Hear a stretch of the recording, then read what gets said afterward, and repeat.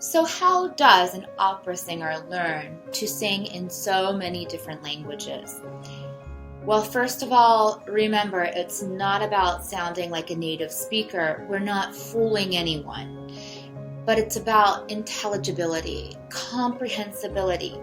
This is about being able to be understood by those native speakers. Pronunciation or diction is taught in a very traditional way. When you're young and learning to sing, you usually begin with a language that's easy for you to handle, such as Latin, maybe some French. Sometimes you'll even sing in some odd languages that you wouldn't consider in a chorus, such as some languages from Africa, or maybe a dialect.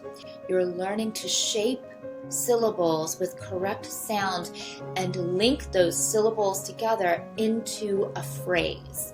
And that's what you're trying to do in English as well.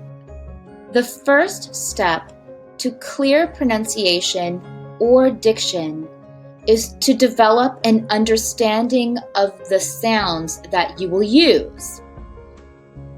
Sounds are the building blocks of language. So when we begin to study languages, we can start with understanding some of the pieces it's made of. Your bricks, your blocks don't have to be perfectly shaped at first. Sometimes it's good just to have something to start with, and then after you put everything together, go back and clean them up. Many language learners like to work on sounds in isolation so that they can achieve perfection of each sound. But really, you should move to using those sounds in context, in sentences, and in phrases and paragraphs so that you start to shape the sounds with neighbors and other sounds around them. When we train to sing opera, singers are taught IPA, the International Phonetic Alphabet. But there are other ways to describe sounds as well. You could use your own language's alphabet or something that makes the sound clear to you in your own writing. English is an incredibly rhythmic language, and this makes it unique.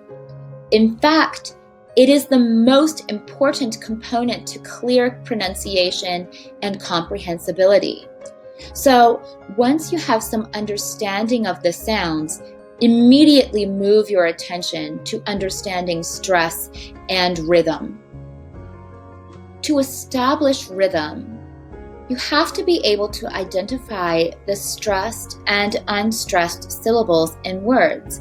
And this requires that you make stressed syllables much longer and more intense than the unstressed syllables. You can also use the schwa here to create distinction. And then be able to find sentence level stress. Which words are most important? Don't wait for someone to give you permission to use your new skills. Start speaking.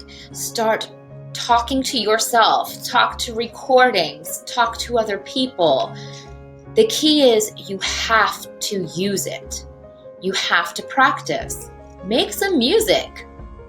The only way you're ever going to feel comfortable using your new English is by relaxing and having some fun with it.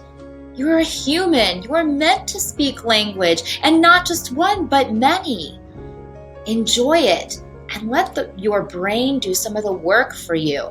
It's not supposed to be that difficult. There are a lot of methods out there for teaching English pronunciation. But as an opera singer, I've learned that the most traditional methods sometimes work best. No trick is going to make your brain turn to English. It's only hard work and practice and really time.